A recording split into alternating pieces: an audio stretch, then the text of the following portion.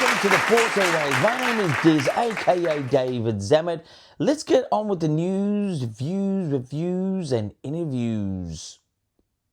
Anyway, first piece of news, there is a book coming out in November called Master of Evil. It's pretty much the relationship between Darth Vader and the Emperor sometime after Revenge of the Sith, and a bit of turmoil between them both, and the teachings and things like that. Comes out in November. I think this could be a good read. Especially, I think this would be great as an audiobook. Surely they will have some great sound effects and atmosphere and stuff like that. But that comes out in November. Master of Evil. Anyway, to more news, there is, Andor, the TV series for Disney Plus, had won 4 Emmys. Won 4 Emmys, and the winner of Outstanding Fantasy, that was the winner. That was the first one to a sci-fi. So it was the winner of Outstanding Fantasy Sci-Fi Costumes. It also won Outstanding Production Design for a narrative period or fantasy program, 1 hour or more. Boy, which episodes was that? And it also won Outstanding Picture Editing for a drama series, and also Outstanding Special Visual Effects in a season or a movie. But it also does add Outstanding Sound Editing for a non-fiction or reality program. I think that's 5, but it's saying 4. The website that I'm particularly on right now, which is, can you believe it, StarWars.com. But so they have won some Creative Arts Emmy awards, and so that's some news. Let's get into views. Views is my story idea. Once again, I should say that I accept the storyline for what it is. There's ups and downs, there's likes, there's dislikes, lefts and rights, and all that type of stuff within the whole Star Wars storyline universe. I accept it for what it is, and so far we've got from the Acolyte all the way to the Rise of Skywalker, and take it as you want. Anyway, my story idea this time around will extend from yesterday's The Force Always last episode, you could say, and it was talking about a Yoda planet. Yoda is a character, Grogu is a character, and Yaddle is a character, all from the species that are green, small, and speak a bit unusual. The species has never been specified, and the planet has never been technically, officially announced. What I would like to see, to add on to what I was saying yesterday, of having the Yoda planet, but in the Mandalorian Grogu film coming out next year in May 2026, even though the film has been done, this is just a story idea.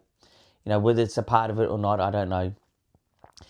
I would like to see the actual planet be under threat in some sort of form, in where the Mandalorian would be there as a savior and protector of that planet to represent his little guy, which is Grogu, Baby Yoda in some people's minds, and sort of protecting that planet, but still have a lot of mystique about it.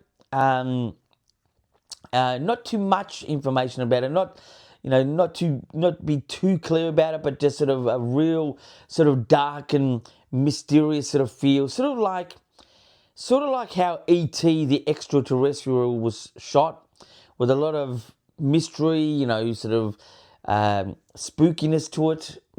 It doesn't have to be spooky in a bad way, spooky in just a very atmospheric sort of feel. I would like to just see that actual planet be under threat, in which the Mandalorian would protect or help protect in the future that planet. It would create such a buzz. Some people would say it's a fan service.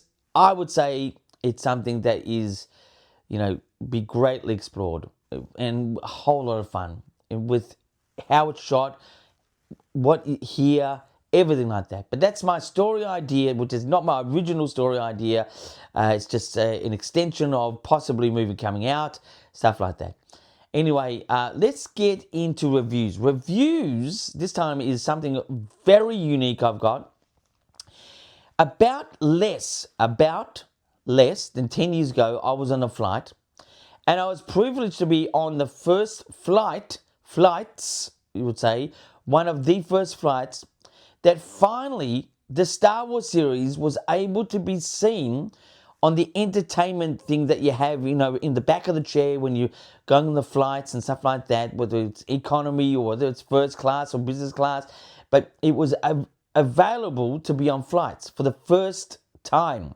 This was less than 10 years ago. I kept the magazine, the program magazine. It was an Emirates flight. I was privileged to able to see it.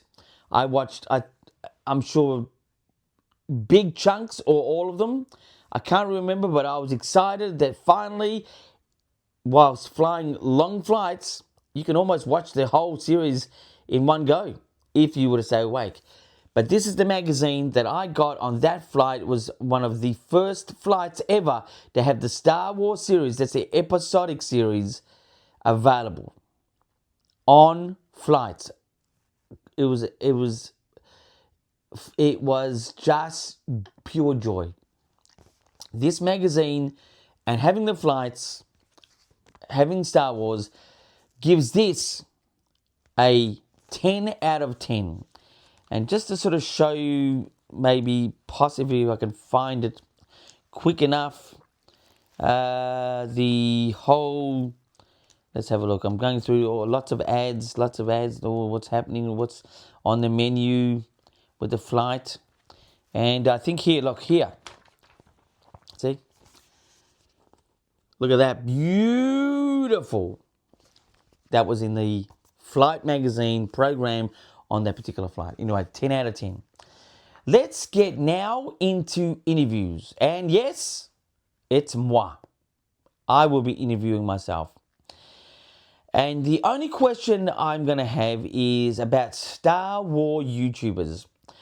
I love YouTube Star Wars YouTubers, but I'm also in the mindset of not really mentioning them on this show because I like to keep things neutral. I don't want to get involved in pettiness, but I do find if there's any downfall to Star Wars YouTubers, not just Star Wars, generally, there is a very quiet playground feel about the actual YouTubers.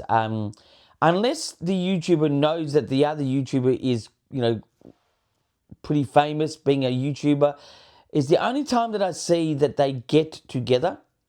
Don't worry, I'm going to be the force always, no matter what. Small, medium, big. And while I'm small, and the amount of views and subscribers, I don't mind. I'm going to be here. I don't feel separate from it, but I think it's a condition within other mindsets that really needs to change. It doesn't help the community. It sort of separates the community, sort of like the arguments they would have about Lucasfilm or Disney themselves.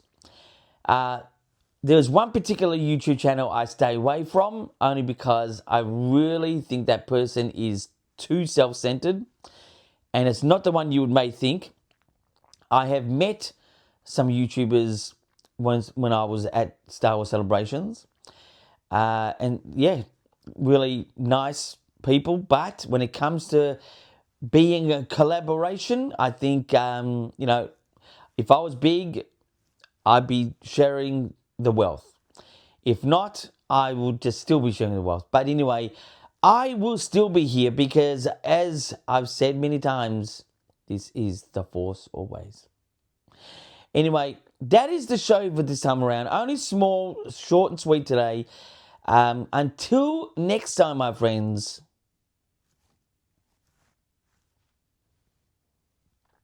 keep rockin'.